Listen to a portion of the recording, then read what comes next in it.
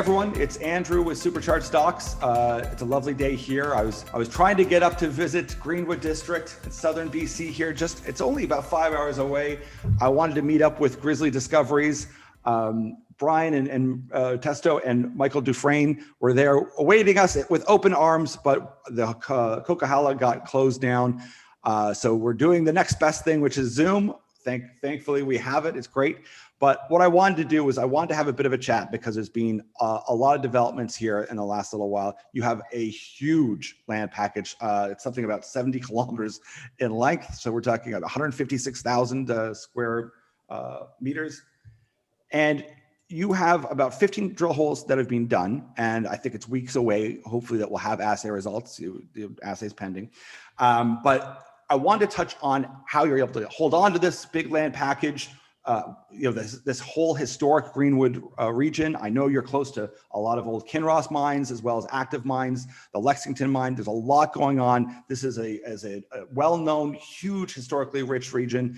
And once again, the big excitement is the fact you've held on to this massive land position in these regions, and you're going to have assays out soon. Michael, glad to have you. And how's it looking today? Oh, great. We've got beautiful weather out here. We could be still drilling.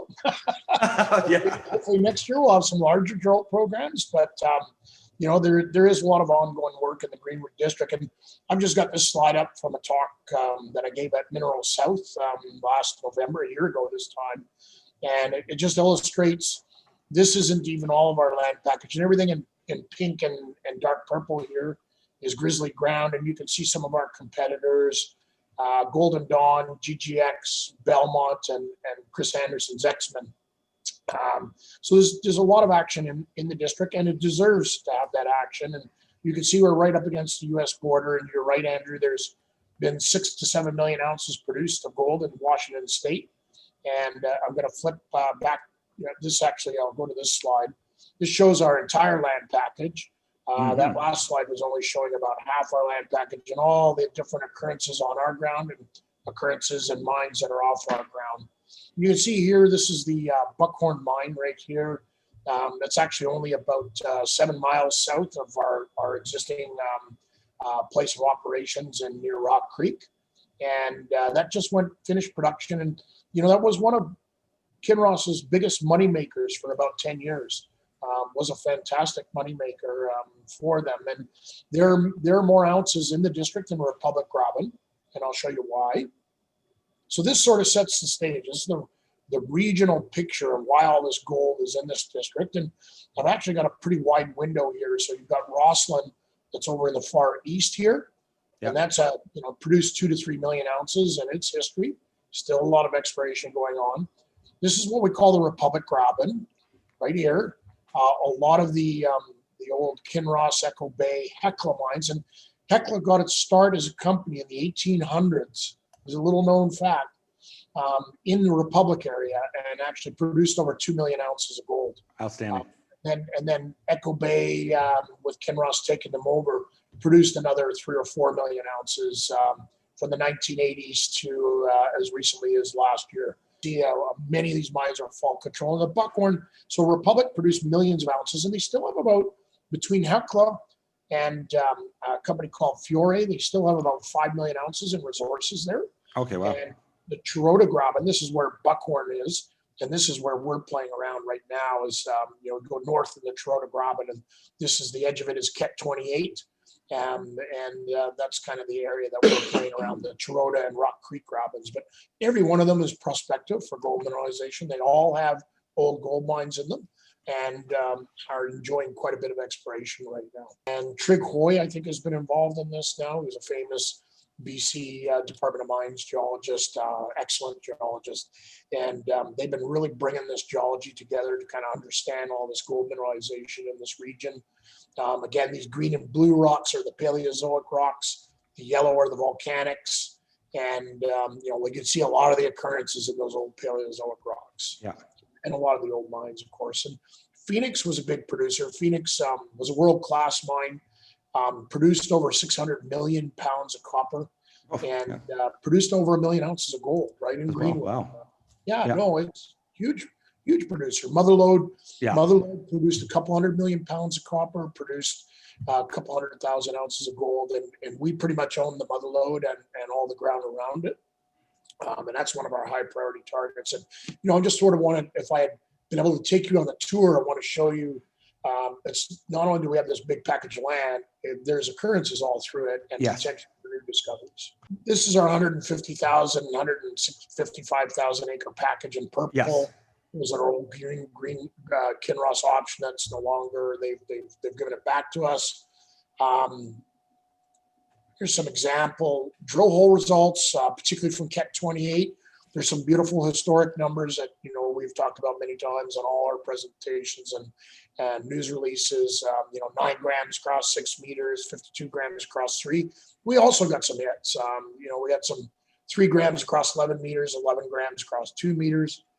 We've got hits on a number of showings. You can see the Mother Lode here is actually one of our intersections.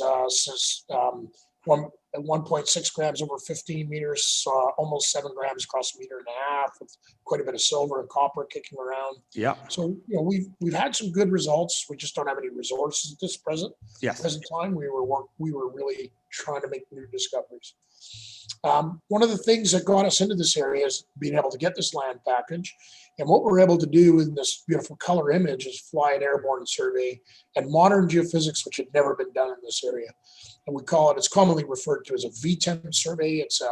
It's a time domain conductivity and magnetic survey.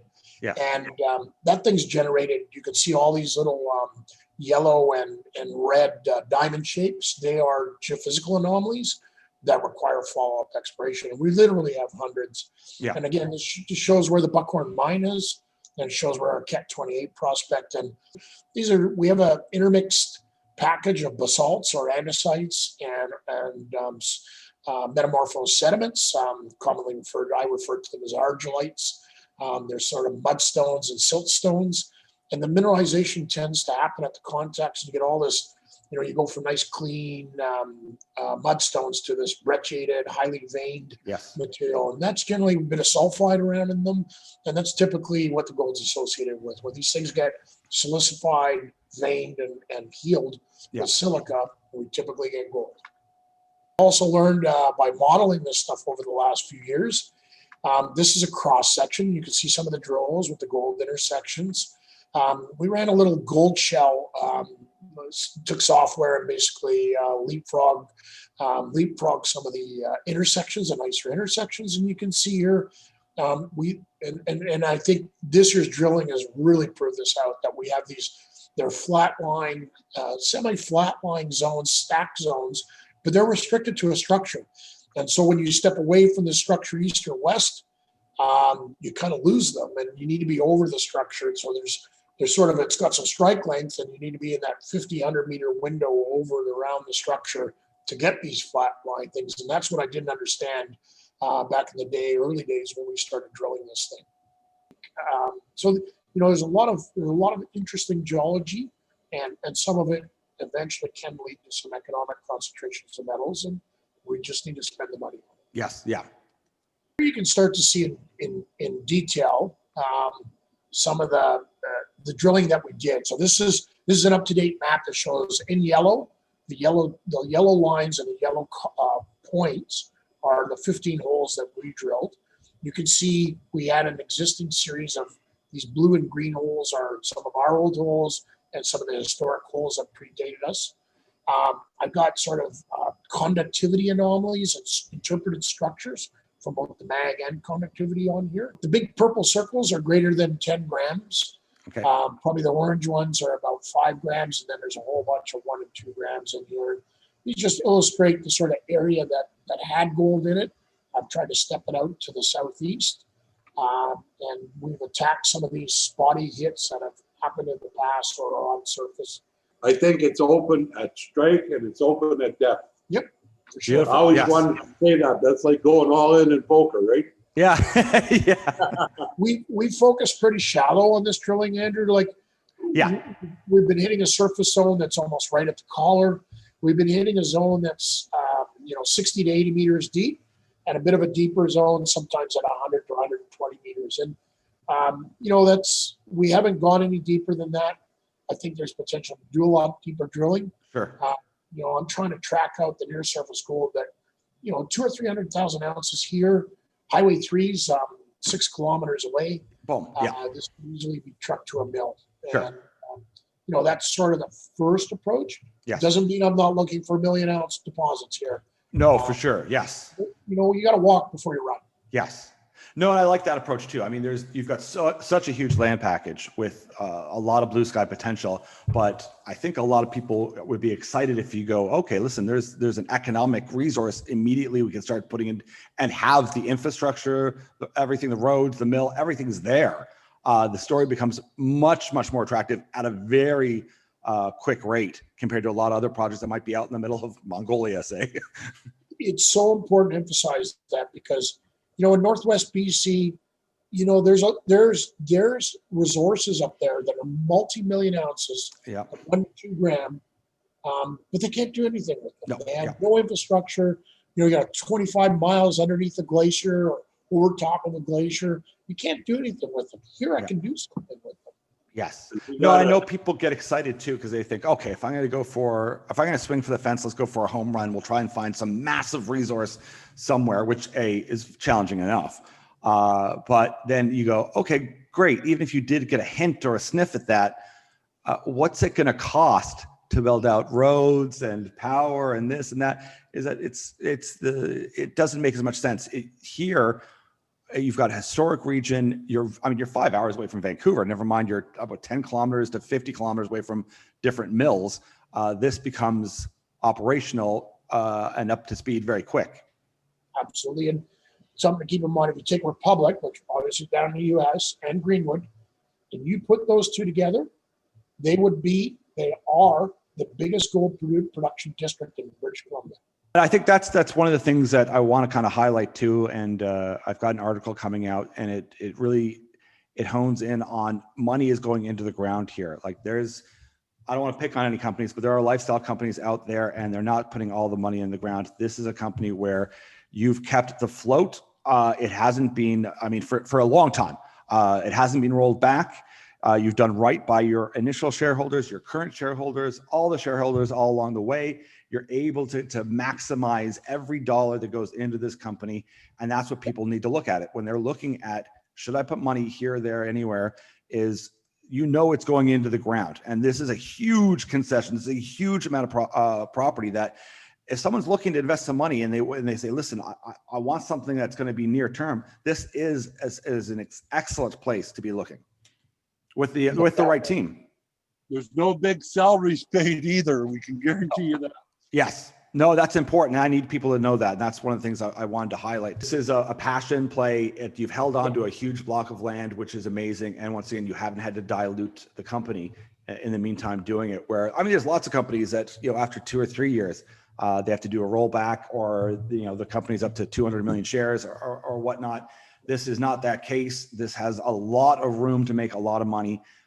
It's just a matter of getting some positive results, getting the milestones, and then the money follows when people are aware that this is the team who's putting money into the ground, and it's got the infrastructure, it's got the power, it's got everything there, water, you name it, it's got a mill. It's all the things you want to see towards profitability are there.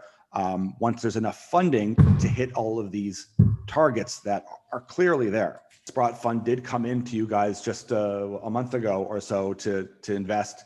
And that is a very good sign and an indication that they like to be in early into things so that they can have built that goodwill to go, oh, okay, you are onto something. We like these results. Let's look into a further funding programs. So it's not like we have to wait too long. So when people ask me, is there urgency?